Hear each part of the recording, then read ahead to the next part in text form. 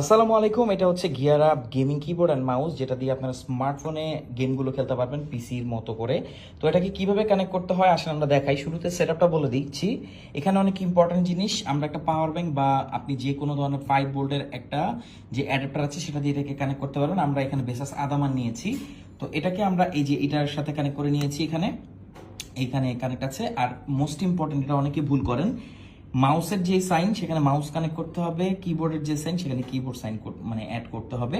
এরপর দেখবেন যে এখানে একটা লাইট কিন্তু ব্লিঙ্ক করছে, অর্থাৎ এটা ব্লুটুথে সার্চ হবে। এখন পেয়ার হওয়ার জন্য এটা এমন করছে। তো আমরা এখন ব্লুটুথটা অন করব। অন করার পর আমরা সার্চ করব এটা।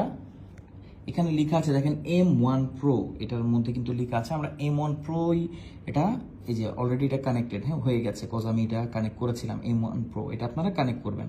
কানেক্ট করার পর দেখবেন লাইটটা ব্লিঙ্ক করবে না। এবার কি করতে হবে, এবার আমাদের কু গেমার্স অ্যাপ, যেটা আপনি এটা নিচে স্ক্যান করলেই পাবেন কু গেমার্স।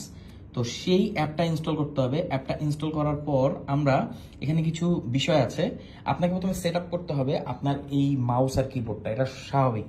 ওকে, যে কু গেমার, এই দেখেন এই হচ্ছে অ্যাপটা, একটু দেখে নেন। এই কু গেমারটা আপনাকে ইনস্টল করতে হবে। ইনস্টল করার পর আপনি ওপেন করে এখানে উল্টো আছে, আমি একটু সোজা করে নিচ্ছি ফোনটা। এই যে পাবজি, আমরা মেনলি পাবজিটা এখানে দেখাচ্ছি আপনাদেরকে, যে পাবজি, কজ অনেক ধরনের গেম আপনারা খেলতে পারবেন, ফ্রি ফায়ার সব কিছুর প্রিসেট এখানে আছে।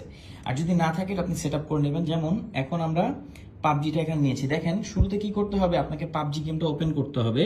পাবজি গেমটা ওপেন করার পর আপনি টিডিএম একটা ম্যাচ ওপেন করবেন। আপনার যে কনসোল আছে এই কনসোলের একটা স্ক্রিনশট নেবেন। স্ক্রিনশট, যেমন এই যে এটা কিন্তু একটা স্ক্রিনশট। তো স্ক্রিনশটটা নেওয়ার পর ধরেন শুরুতে এরকম থাকবে না, এরকম পাবজিতে যখন আপনি ক্লিক করবেন ব্ল্যাঙ্ক থাকবে। সেখানে আপনি যেখানে ইমেজ আছে, এই ইমেজ, এই যে দেখতে পাচ্ছেন ইমেজ, এই ইমেজে আপনি ট্যাপ করবেন। ইমেজে ট্যাপ করার পর আপনার গ্যালারি ওপেন হয়ে যাবে।